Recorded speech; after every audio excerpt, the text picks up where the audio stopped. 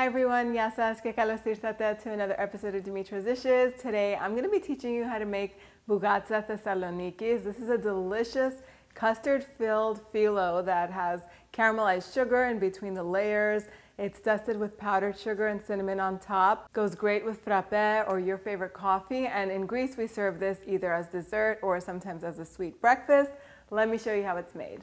Okay, we're going to begin by making the custard. So I have 4.5 cups of whole milk here.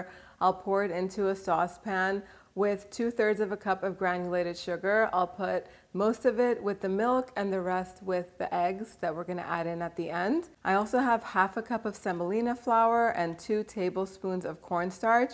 You could add a little pinch of salt here as well. This is going to go over the stovetop and it's going to cook over medium heat. Continue to whisk it so that way it doesn't burn, and as soon as it starts to boil, it'll begin to thicken really quickly. Take it off of the heat and set it aside while we temper the eggs. So in my little pitcher that I had the milk in already, I'm going to add 2 eggs and 2 egg yolks and the remaining sugar. Whisk this all up until it's all combined, and then I'm going to pour some of that hot milk mixture into the eggs and whisking them consistently so that way we temper them, and then when we add them back to the milk and cook it, they won't turn into scrambled eggs. Carefully add the eggs into the saucepan and continue to cook this for 3 to 4 minutes more until everything heats up again and thickens a little bit more. And this is what it should look like. We're going to turn the heat off and stir in 2 teaspoons of pure vanilla extract and 4 tablespoons of cold unsalted butter. Whisk that all together until everything is melted and combined, and then take it off of the heat.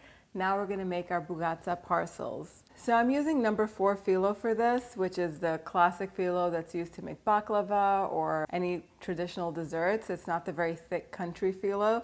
So I'm using 6 layers of it. The first 5 layers are just going to be layered on top of each other, but each layer is going to get brushed with a generous amount of melted unsalted butter. I've melted 2 sticks, which is 8 ounces of unsalted butter here in this little pitcher.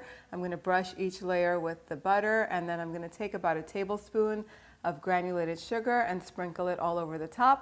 Layer the 5 layers of phyllo like that, ending with the sugar and butter on the top. And then the final layer, I'm going to do the same thing, except I'm going to fold it in half one time and put a little bit of sugar in there too in the butter, and then fold it in half another time so you end up with this rectangle. The rectangle is going to go in the center of the phyllo, and then I'm going to take 1/3 of that custard that should have cooled down by now, and I'm going to pour it into the center over that square of phyllo. Then carefully take the sides and fold them over. Brush the tops with butter each time you go. You don't need any more sugar. And then you're going to end up with this rectangular parcel. Carefully flip it over and then butter the top as well, and carefully transfer it to a baking tray that's lined with parchment paper. If you're baking these all at once, you could put these in a large half-sheet baking pan, but if you want to do these one at a time and freeze the rest, you can put them in a smaller baking tray. I'm using a 1/4 sheet baking tray here. This recipe makes 3 parcels and they feed a good amount of people. I think each one feeds about 2 to 3 people. I'm baking this on my countertop oven just to prevent the whole house from heating up, and it just bakes perfectly. It's preheated to 350 degrees Fahrenheit. This is going to bake on the center rack for about 40 to 45 minutes or until it's nice and golden and crisp. As soon as it comes out the oven, you're going to see that some of the custard has oozed out. Don't worry about it. Once it cools down, we're going to either squish it back in there with a spatula, or we're just going to leave it alone. It's up to you. Let it cool for about 15-20 minutes so that way the custard can set, and then generously sprinkle confectioner sugar on top and some ground cinnamon. And then you can cut it with either a knife or this pastry cutter that I have here, or dough scraper, whatever it's called. Just something really sharp. Cut it into little squares or whatever shape you like. And then I also like to sprinkle a little more powdered sugar on top, and it's ready to serve. And there you have it, our Bougatsa is ready. Now this freezes beautifully. If you have extra packs of phyllo on hand and you wanted to make a bigger batch to keep on hand in your freezer, you could make the Bougatsa, and before they're baked, you can freeze these. Once they're frozen solid, either transfer them to freezer-safe containers or Ziploc bags, and they'll keep fresh in the freezer for up to 2 months. You can take these out and bake them straight away whenever you need them. Frozen is perfectly fine. Just put them on a baking tray lined with parchment paper and bake them at a little bit of a lower temperature, maybe 325 Fahrenheit, until they're golden and puffed and crispy and delicious. You'll see that many times some of the custard oozes out while it's baking. It's really not a big deal. Once it cools a little bit right before you're ready to serve it, you could just push it back in with a spatula or a spoon. You're gonna cut this up very rustically anyway, so it's totally fine.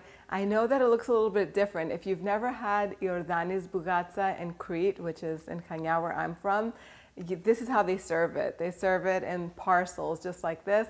I know in some parts of Greece or in some homes it's prepared in a baking tray, and like a 9 by 14 inch baking tray, kind of like a galaktoboureko but without the syrup. You can do it that way too if you don't want to make the parcels. I just think they do make for some pretty presentation. Let's do the taste test.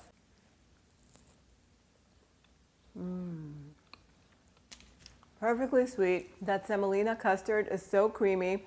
The sugar in between the layers has caramelized and made the phyllo even more crispy, which goes so perfectly with the whole consistency of the bougatsa.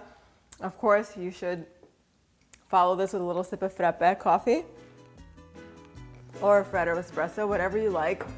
You can head on over to the website, dimitrasdishes.com, to print the recipe out and make this.